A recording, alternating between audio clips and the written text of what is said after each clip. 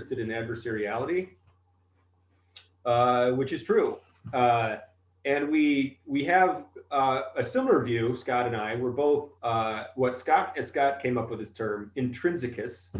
That is, we think adversariality is intrinsic to argument, but we think so in slightly different ways. I think I have a kind of we'll call it the descriptive version. It's a doxastic thesis that the nature of believing involves one in what can be described as an adversarial relation. This is not I certainly don't advocate it and advocate other aspects of adversariality, but it's a description. Scott has a related view that argument is dialectically adversarial. And so it's sort of out of this thinking about this problem that this idea of agreement comes up, because it struck me, and I'm actually getting a slide ahead. So let's, yes, thank you. So the motivating concerns. So the motivating concerns, sorry, the motivating concerns of the talk today come out of this adversariality problem, because it's commonly thought, you look at the disagreement literature, really, and I saw Trudy Govier here too, who's a foundation of this literature. A lot of the disagreement literature, adversariality literature, founds itself on the idea that argument is disagreement. And it struck me that this is a kind of an interesting thing, and that I think my sense of adversariality, and Scott's as well, includes a kind of adversariality of agreement. Now, of course, that depends on a view of adversariality that we're not going to describe here. This is just the motivating concern of the paper. So the idea then, second, another motivating concern is in argumentation. There's a lot of interest in fallacies, and particularly recently, what makes them effective. And in context of disagreement, we found, and this is one of the things we're going to describe later in the paper, in context of disagreement, it's very hard to explain why certain fallacies are effective. So that's, and then there's another thing. Thank you, Scott. Cases of argument with agreement. So there are particular concerns that arise when you consider argument as including agreement as much as disagreement. Bing. So the plan, here's roughly the plan. The first thing we're going to do is and this is, call it a cattle call. This is a term Scott likes to use. We're going to go through and give sort of a rough overview of disagreement versions of argumentation, or disagreement definitions of argument in argumentation. We're going to look at some puzzles and some counterexamples that arise in thinking about that. And finally, we're going to look at the unique problems that agreement poses. So that's the plan. So here's the cattle call. Some of you may recognize yourself. I have to move because it's in. So argument is, so we'll take Willard, for instance. Argument is a form of interaction in which two or more people maintain what they construe to be incompatible positions. So there's one. Gilbert, an argument is any disagreement, from the most polite discussion to the loudest brawl. Jackson and Jacobs is the famous one. Arguments are disagreement relevant speech events. Hamby, I'll talk more about this in a bit. Real arguments have conclusions that are controversial. Van Emeren in Grodendorst, pragmadialectics assumes that in principle, argumentative language use is always an exchange of views between two parties that do not hold the same opinion. David Godden, we reason with each other when a disagreement appears to signal a gap in our intersubject understanding of things. So this is, one more. Sorry, go ahead, Scott. Without dissent, there would be no reason for arguing. So I think that's and this is, look, we have many more of these in the actual paper, but I think it's a fairly reasonable and wide sample. So disagreement-focused theories, we divide up into a couple of different types. There's definitional, where argument is essentially indexed disagreement, as argument is a disagreement. Now this comes in sort of two flavors. One is a sort of a wide, call it a wide sense. Argument is what happens in a disagreement, it includes everything. Second sense is a narrow sense, is argument is what participants do to resolve the disagreement. So argument is not the disagreement, it's the tool you use to end the disagreement. So that's the definitional sense. The practical sense, on the other hand, arguments have their meanings in light of disagreement. So this is, you see this, I think this is, you see this really strongly in the Hamby quote from before, where arguments that have no content, or that have no controversy, or aren't live issues for people, just aren't really arguments. They're just not, it's just not what, they're not. And this is a big problem with the practical end of the discipline, critical thinking, and fallacy stuff, where the examples, and there's a long-standing criticism going back probably to Hamblin, at least, and before, I think even Whately has a fun version of this, that these arguments deprived of context, when there's no live disagreement, they're not really arguments in a sense. That's kind of a rough characterization of that. So the disagreement thesis. So what this is, we're narrowing it down here, give a rough idea. Excuse me, I got to move this thing again. A and B argue only if A and B disagree. So cases where there's no disagreement are not cases of argument. The other version of the disagreement thesis, A and B argue the best approach to understanding their arguments is by their disagreement. So disagreement is really what characterizes the interaction. It's not definitive of it. Okay, so now there are, of course, and many of you are probably thinking of them right now in your head, some outliers to the disagreement thesis. One is Gene Goodwin, who is famous for the claim that argument has no function, but it is sloppy to speak of argument as having the function of resolving disputes, because it has a lot of other functions that, well, now just to pause here a second before moving on to the next one, thank you. Douglas Walton's dialogue theory includes a number of different functions of argument.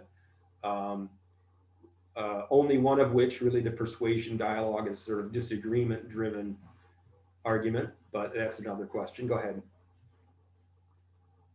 Andre Moldovan, in a really a wonderful piece, writes, one could be arguing for P with the intention of reinforcing the audience's beliefs that P, and not of convincing them that P. And that's great. That foreshadows the direction we're going here. Thank you. So puzzle case. Here are some more outliers. Perlman and Obrecht-Titica. The theory of argumentation is the study of discursive techniques allowing us to induce or increase the mind's adherence to the theses presented for its assent. So here explicitly, the idea is not necessarily disagreement. You could totally agree, you're just increasing the adherence. There's going to be more to this that we get to in a minute. So it seems, and now Dury, following up on this, is in qualified agreement that argument may involve agreement, or may be agreement-based, but walks that back a little bit and says one cannot move another person to believe in something that this person already believes. Therefore, merely to increase adherence to a position such as the Perlman one there does not amount to persuasion. So that is a pretty strong qualification.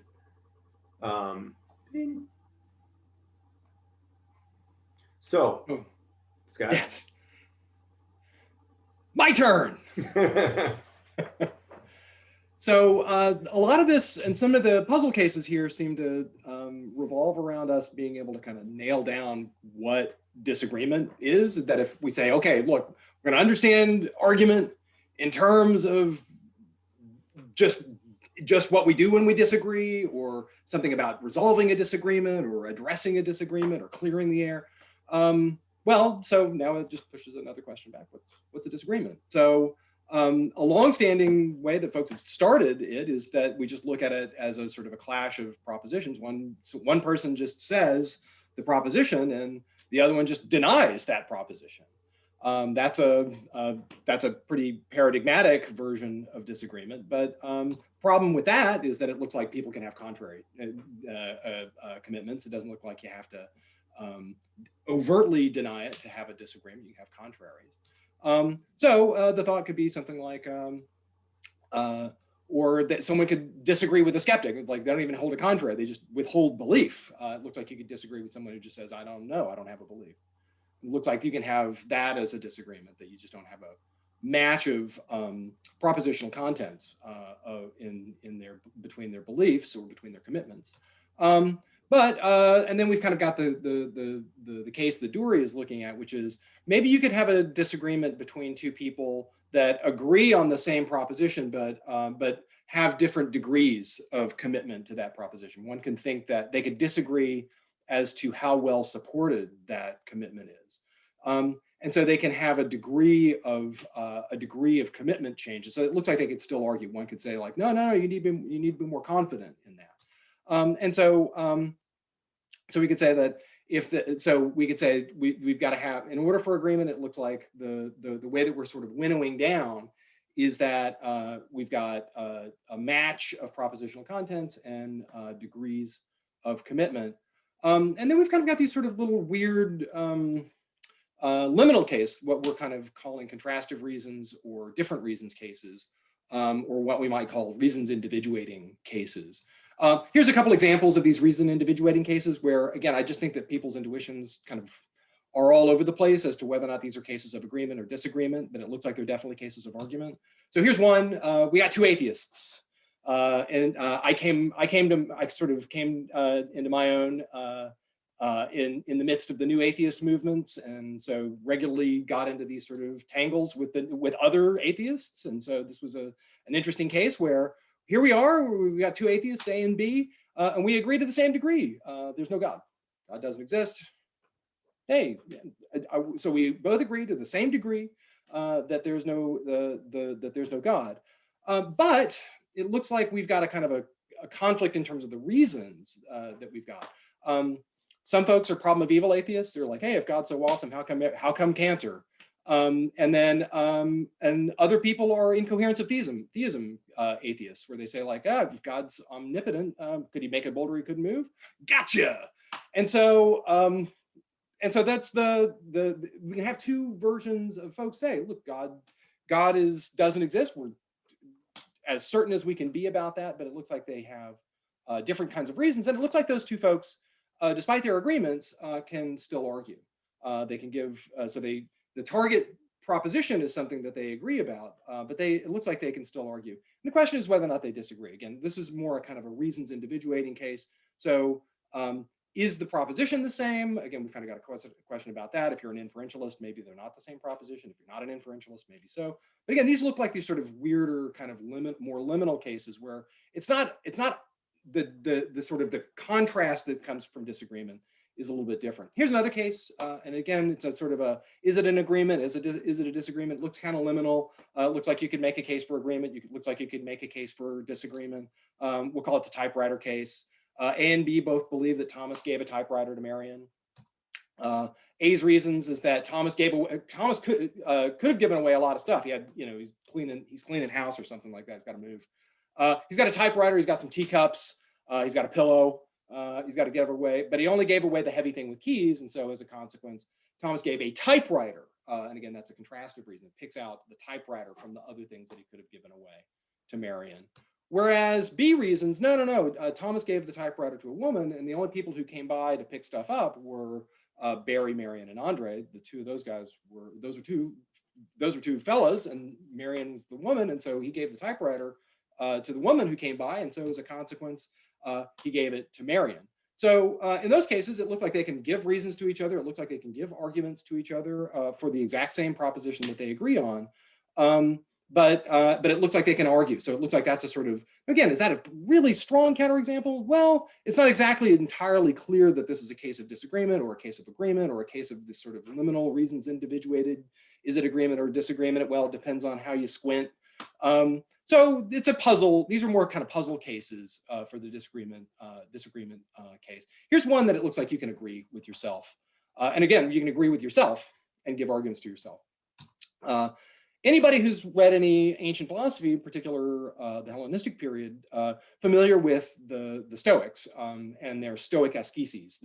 What you do as a Stoic is you remind yourself of this core Stoic dogmata, and then in light of that, because the Stoics were ethical cognitivists, that to know the good effectively is to motivate you to do the good, what you do is you remind yourself of the truths about ethics and the truths about yourself and the truths about your world. You remind yourself of those dogmata, and then that induces you to act appropriately, to live in light of those dogmata. And so here's Marcus Aurelius's Meditations, in fact, is a sort of a workbook of him reminding himself of the things that he already agrees with. And there's a bunch of arguments to himself for things that he already thinks are true. And so what's that supposed to do? So he says, he sort of goes meta about his arguments, reminding himself as to, he endorses even him giving arguments to himself, and he gives an argument to himself as to why he gives arguments to himself. So even there, he doesn't just agree on the first order, he agrees on the second order about why he's giving the arguments. He says, you can't drown out understanding unless you put out the insights that compose it, but you can rekindle those insights at will, like glowing coals. I can control my thoughts as necessary. Remind himself of the arguments that compose Stoic dogmata. And so what you do is that in fact, what you've got is a case where he agrees with himself, but he gives the arguments to maintain the propositional content, to maintain the degree of commitment, to maintain all of his resolution to act in light of that. And so in this case, it's not disagreement that actually occasions the argument, it's the objective of maintaining that agreement with himself. And so it looks like you can argue with yourself, not to resolve a disagreement, but to maintain that agreement. So here's the argument so far.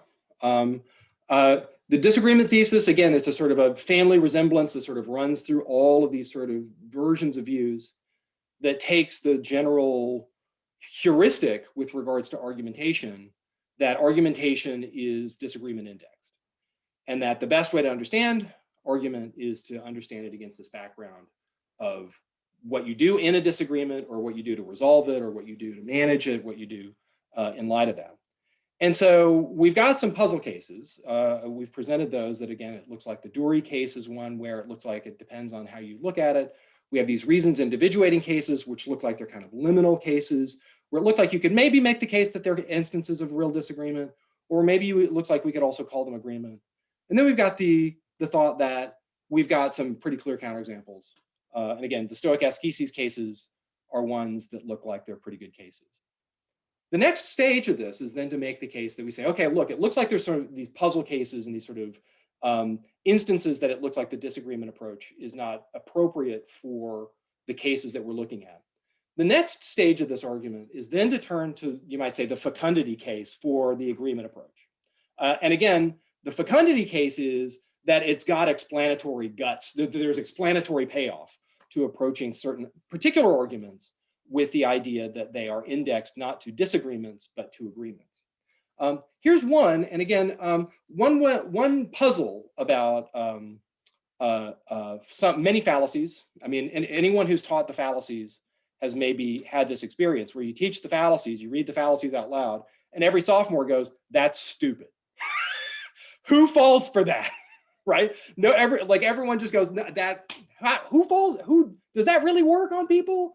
And that's bonkers. And now, on the one hand, we think that there are presentational issues with regards to this problem. But even with regards to, you might say, even what John and I have often called fallacies in the wild, we've regularly scratched our head and said, how in the world do people actually think that these are effective argumentative strategies? And straw man is in one in particular. If, for example, you've ever been straw manned to your face, it clearly doesn't work on you, right? You're like, that doesn't work. That was dumb. What are you doing, right? In fact, you have the exact feeling that every sophomore that we've tried to teach the fallacies to have whenever someone tries to straw man you to your face. So the question then is, well, then why? Then why is there a straw man? Why does straw man happen?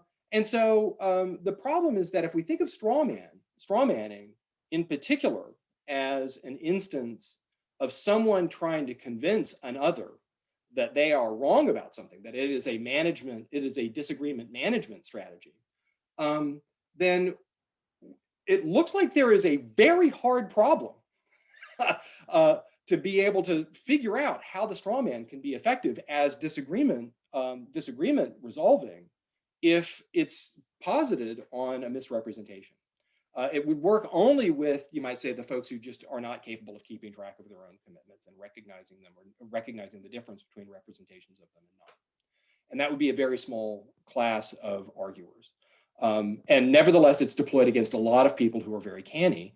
And so we ask the question, how in the world does this work? We have other answers to how it works in face-to-face, but one very useful answer here is that straw man arguments are not actually done for the target of the straw man. What you do when you straw man someone is that you regularly are straw manning them for a third party who antecedently doesn't like them and thinks that they're wrong about stuff.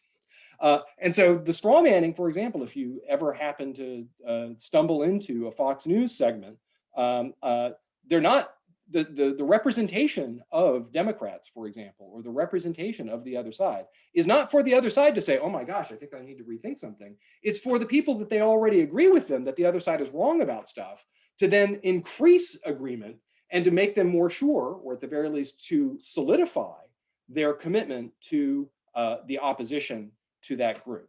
So the crucial thing is that the agreement focus then actually allows a fecund explanatory program as to how arguments are more effective. These fallacious arguments can actually be effective. And we think that that's an important feature of fallacy theory, not to just explain what goes wrong, but also how it is that what's a bad piece of argumentation looks right to the people that endorse it. Bing, back to John. Oh, sorry, one more. Not to resolve the disagreement, but the disagreement about the target for the straw man. Okay, back to John.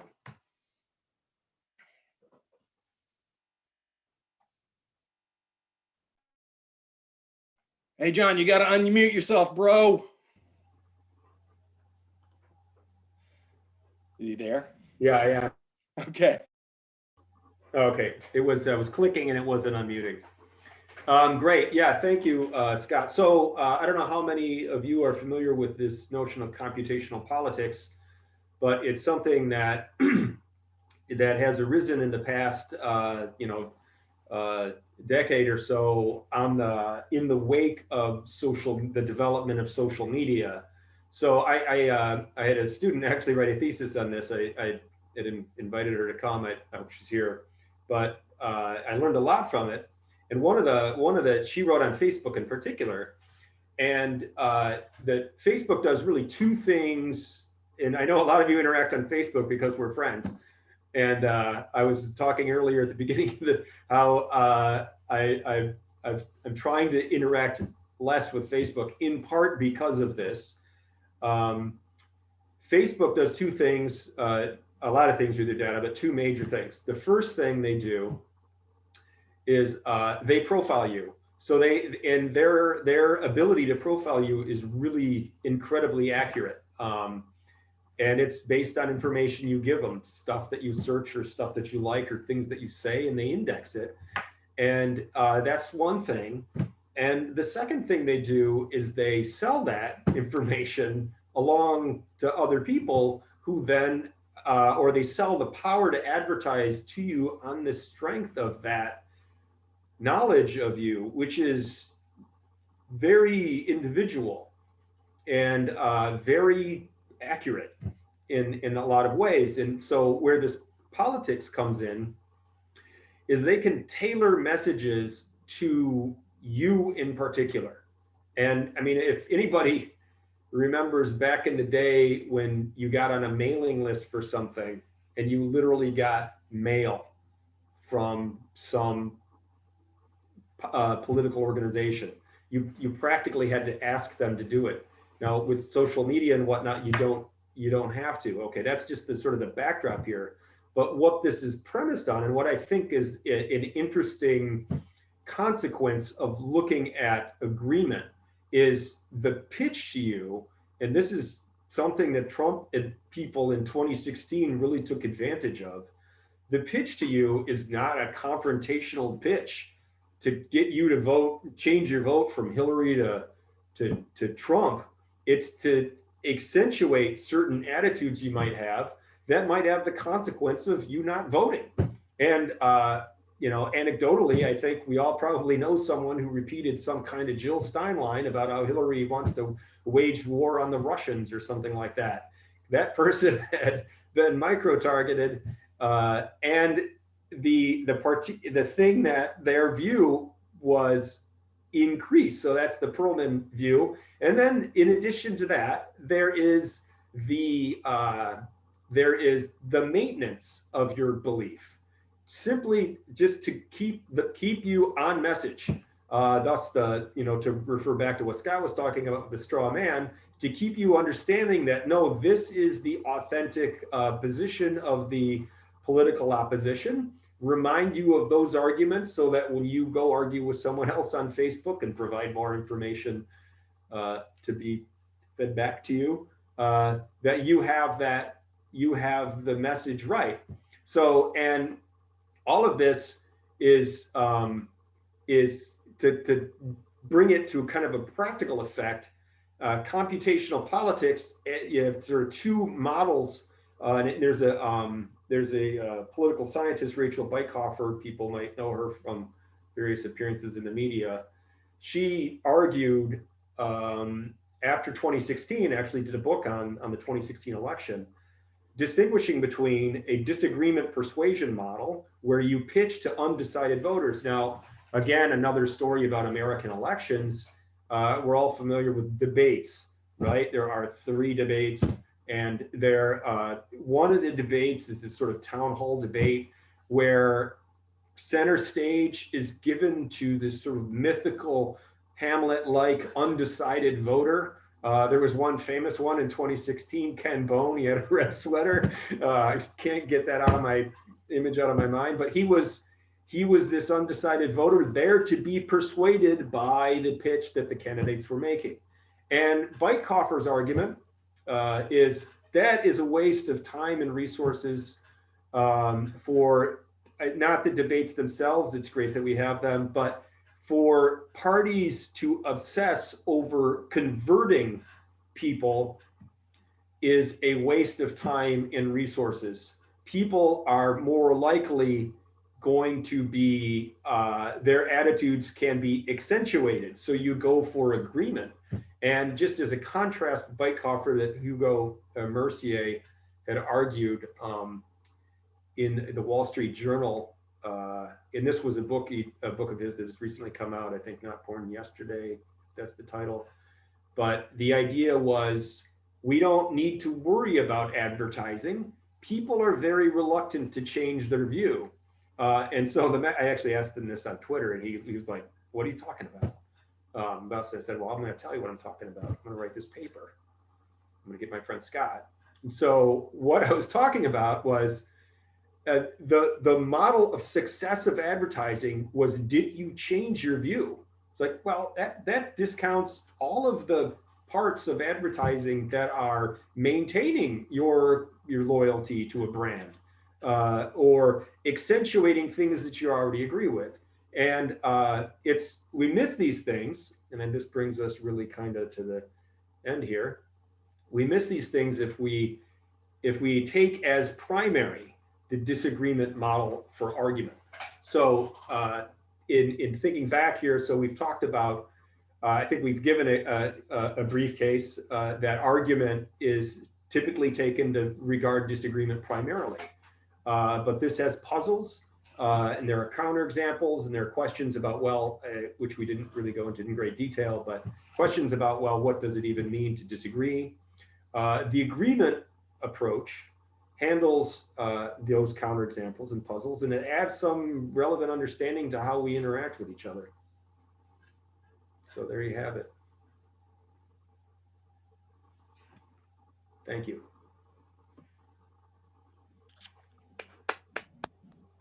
Let's applaud our speakers. Thank you very much for this wonderful talk. Sorry, I turned my camera off because I